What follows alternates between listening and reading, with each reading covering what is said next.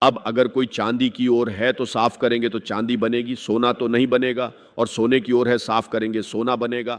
تو وہ اورس تو اپنی جگہ پر مستقل ہے، ان کو آپ چینج نہیں کر سکتے۔ اسی طرح انسانوں کی استاد تبع انسانوں کا مزاج یہ اللہ نے بنایا ہوتا ہے۔ اس کو قرآن مجید میں ایک جگہ شاکلہ کہا گیا ہے۔ کل کل یا شاکی شاکلہ کسے کہتے ہیں؟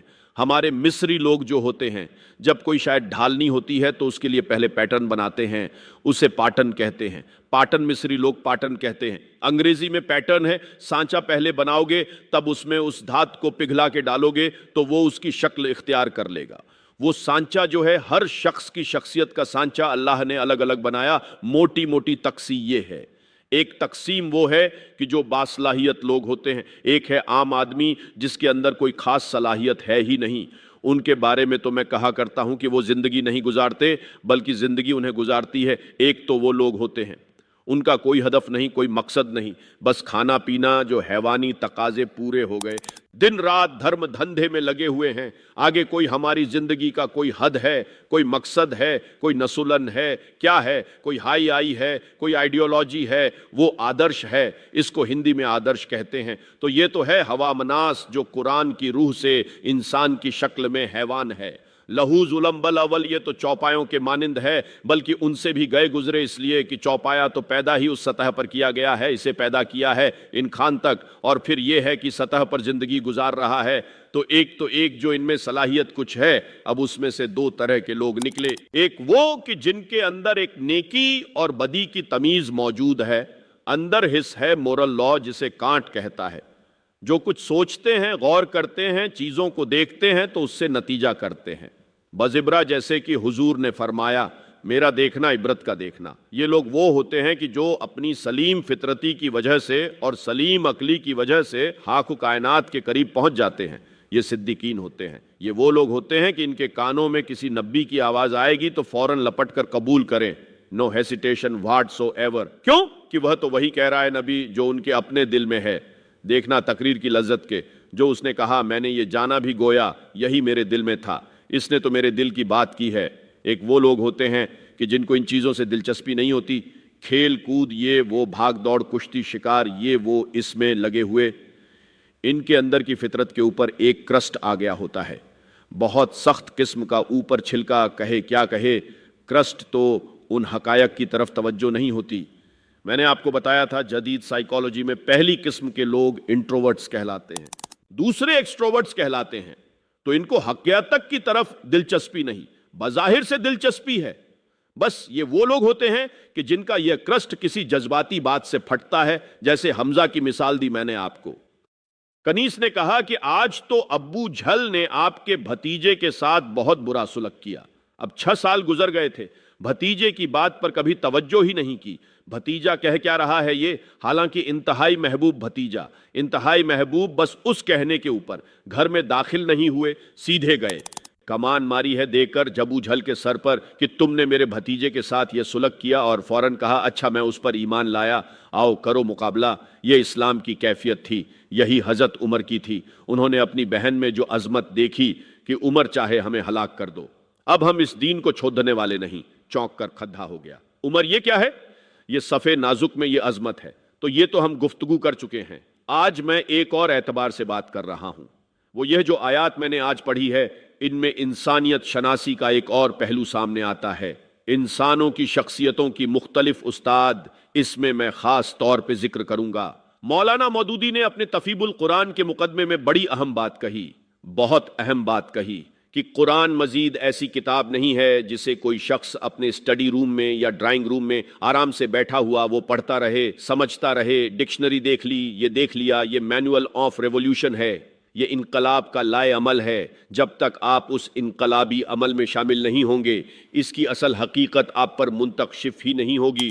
وہ تو اس انقلابی عمل کی اس جد و جہد میں پھر آپ پر وہ کیفیت واجد ہوں گی۔ آپ کو پھر یاد آئے گا او کیا حالات تھے جب حضرت خباب ارت آ گئے تھے حضور کے سامنے فریاد لے کر کہ حضور اب تو یہ ہم سے ظلم برداشت نہیں ہو رہے، یہ ٹارچر اب ناقابل برداشت ہو گیا۔ آپ کو کیا سمجھ میں آئے گی؟ کیا کیت تھی اس وقت کھمبا کی؟ وہ تو آپ اس کیفیت سے خود دو چار ہو کبھی کبھی آپ پر کوئی آزمائش آئی ہو, کبھی آپ کے اوپر کوئی ایسا فیصلہ مرحلہ آیا ہو, تبھی تو آپ سنیں گے. تو قرآن مجید کے علم اور حکمت اور اس کے مفہوم اور معنی کا ایک بہت بڑا اہم گوشہ نہیں کھلتا جب تک کہ آپ یہ نہ سمجھے کہ ایک انقلابی دعوت تھی, اور انقلابی دعوت کے اعتبار سے انسانوں میں 4 قسمیں ہوتی ہیں, وہی نبین, صدیقین, شہداء, صالحین. اب وہ کون سے 4 ہیں؟ دیکھیے پہلے بات سمجھ لیجئے, کیونکہ وجہود ہے. ایک لوگ وہ ہوتے ہیں کہ جب بات سمجھ میں آ گئی, ہدابہ بات, اب نہ دائیں دیکھنا ہے نہ بائیں دیکھنا ہے, نہ آگے نہ پیچھے, قبول کر لینا ہے بس. یعنی وہ لوگ جن میں ہمت ہے, کردار کی طاقت ہے, حوصلہ ہے, مثابت ہے, مقامت ہے.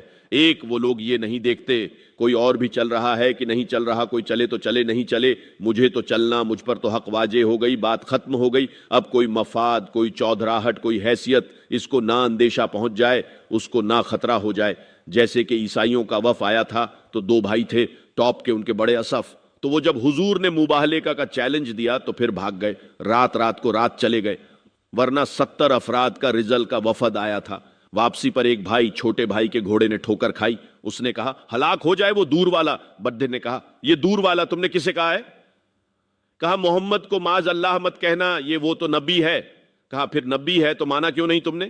کہنے لگے دیکھو ہمیں قیصر روم نے بدی سہولتیں دے رکھی ہیں, بدی مراد دے رکھی ہے, ہماری بڑی حیثیت ہے, اگر ہم اس کو مان لیں گے تو گئے ہم تو. اب یہ انداز اور ہے. ایک میں جو بتا رہا ہوں وہ کیا ہے کہ بات دل میں اتر گئی, بات حق نے, دل نے گواہی دے دی کہ حق ہے. اب کوئی دائیں بائیں دیکھنا نہیں, کوئی اور ہے کہ نہیں ہے, کچھ چل رہا ہے نہیں چل رہا ہے, کیا امکانات ہیں, کیا کوئی حساب کتاب کر کے, کیا امکانات ہے, کامیابی کے کتنے فیصد امکان, کچھ نہیں. حق ہے, اور حق کا یہ حق ہے کہ اسے قبول کیا جائے. اور پھر ہر باد آباد جو کہتے ہیں کیا ہے, یہ اصل ایک شعر ہے. ہر باد آباد ماں کشتی دا, ہم نے تو کشتی ڈال دی ہے, اب یہ کشتی ڈوبے گی تو ہم بھی ڈوبیں گے, یہ تیرے گی تو ہم تیریں گے. Total identification with a cause, کسی مقصد کے لیے, کسی نس کے لیے ٹوٹل آئیڈینٹیفیکیشن. یہ ایک طرح کے لوگ پھر دوسرے نمبر پر آتے ہیں, جو حق سمجھ میں تو آ گیا, ویسے بھی ہمت میں بھی کچھ کبھی زیادہ نہیں, لیکن وہ دیکھتے ہیں ذرا کچھ اور بھی لوگ چلے, کچھ ابھی تو یہ راستہ ہی پتہ نہیں کیسا آگے آنے والا ہے. اچھا 2-4 آدمی آگے چلتے نظر آئے تو حوصلہ ہو جاتا ہے کہ چل رہے ہیں, اور بھی چل. جیسے آپ کہتے ہیں انچارٹڈ سیز, ایسے بھی سمندر ہوتے ہیں جن کے بارے میں پتہ نہیں ہوتا, ادھر چٹانیں ہیں کیا ہے, وہ تو جو بنے ہوئے ہوتے ہیں ان کے نقشے اسی کے مطابق جہاز چلتے ہیں, ادھر ادھر تو نہیں جائیں گے, کیا پتہ زرے زمین جو ہے, چٹانیں تو آگے کیا ہے, کیا ہوگا, کیسے ہوگا, کچھ پتہ نہیں ہے. تو یہ لوگ ذرا جھجکتے ہیں, کھڑے رہتے ہیں, سوچتے. لیکن جب یہ اسبلون جب بے شکمی کر کے آگے بڑھ جاتے ہیں, اب ان کی بھی ہمت جو ہے آتی, بھائی ٹھیک ہے انہوں نے چھلانگ لگا دی, ہم بھی لگا دی, لیکن ہوتے ہیں خلوص اس کے ساتھ, ان میں تھوڑی سی تاخیر تو ہو جاتی ہے, تھوڑا سا دائیں بائیں کی سوچ تو ہے, کچھ اور بھی ہوں, میرے دائیں بھی کوئی چلنے والا ہو, بائیں بھی چلنے والا ہو. جیسے جنگ میں آپ کو معلوم ہے ہمیشہ دیکھا جاتا ہے میرے دائیں بائیں کون ہے, یہ دائیں بائیں بھی مضبوط ہے کہ نہیں ہے, کمزور آدمی نہ کھڑا ہو. اس حوالے سے یہ ہیں وہ لوگ کہ جو پیروی کرتے ہیں ان اگلوں کی. ایک ہے ہاکو کی پیروی, آگے کوئی نہیں نظر آ رہا, لیکن حق ہے, قبول کیا بس. تو ان کو کہا وہ صاحب اول مہاجرین, پہل سبقت کرنے والے مہاجرین اور انصار میں سے. اب اس میں دیکھیے جمامی اعتبار سے تو 10 سال کا فرق ہے. انصار میں پہلا مسلمان بھی جو ہے وہ مکے کے پہلے مسلمان کے 10 سال بعد ایمان لائے, دعوت نہیں پہنچی تھی. وہ تو جو عام الحسن ہے 12 سال حضور کا, جب بعثت کے بعد, اس کے بعد جو ہے وہ 7 آدمی خدج کے ایمان لائے ہیں. پھر وہاں پر, لیکن پھر وہاں پر یہ دعوت جو ہے جنگل کی آگ کی طرح پھیل گئی. نتیجہ یہ ہے کہ یس کہلاتا تھا, اب وہ مدینۃ نبی بن گیا, مدینہ بن گیا. ایک وہ لوگ ہوتے ہیں وہ سابقون, انصار میں سے بھی وہ لوگ تھے جن کے سامنے جیسے ہی دعوت آئی فوراً قبول کر لیا.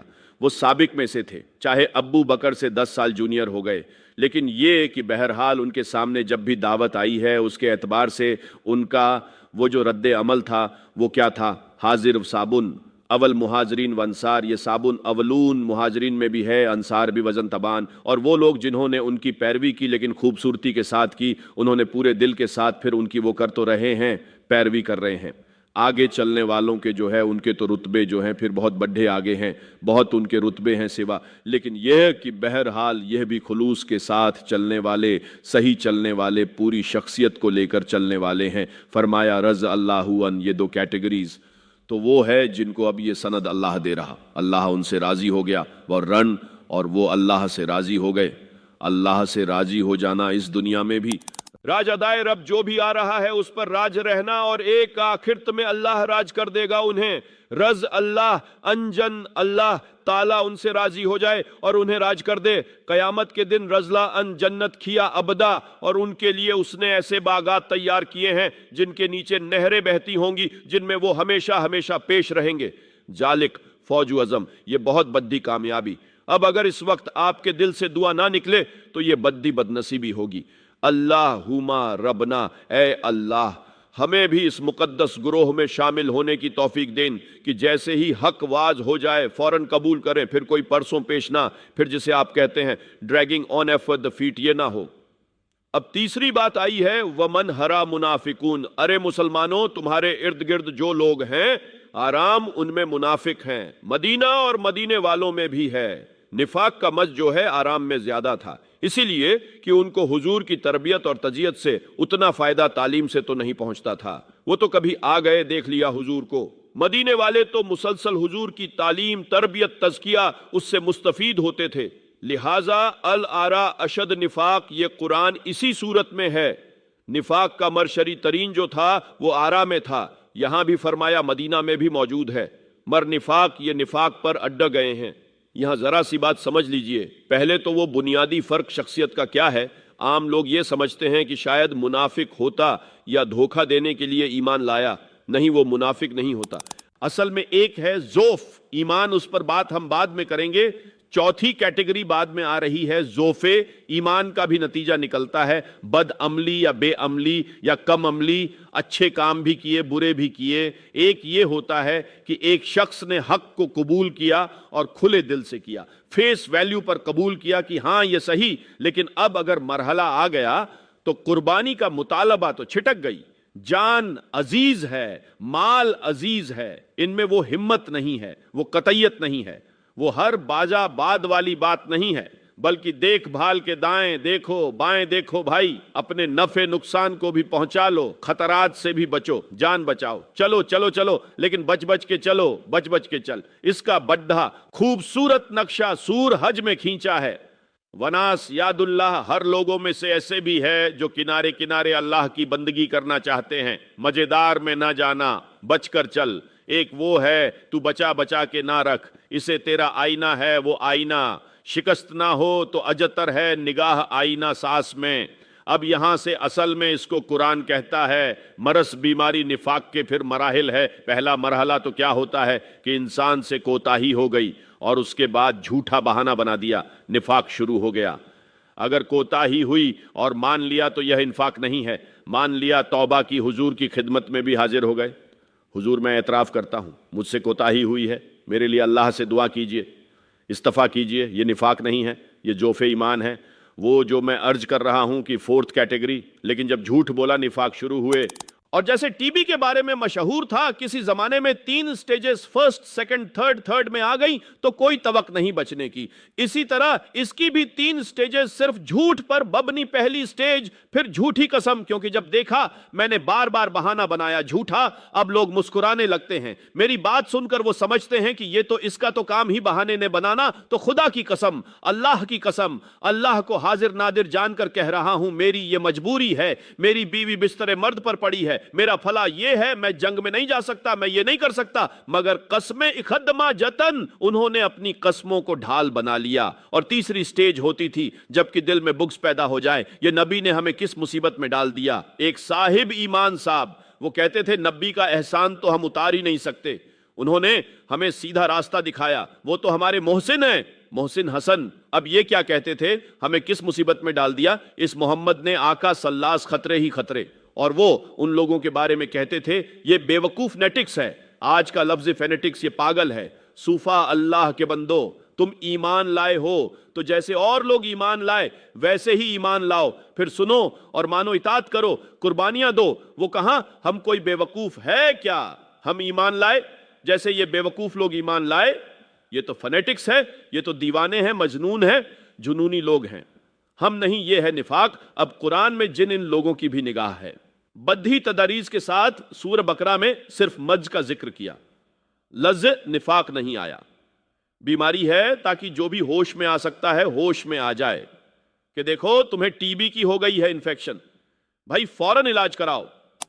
اس کے بعد پھر ذرا اور آگے بڑھ کر پھر لفظ منافق آیا سورہ آل عمران میں، غزوہ احد کے موقع پر، کیونکہ اس کا ظہور ہو گیا۔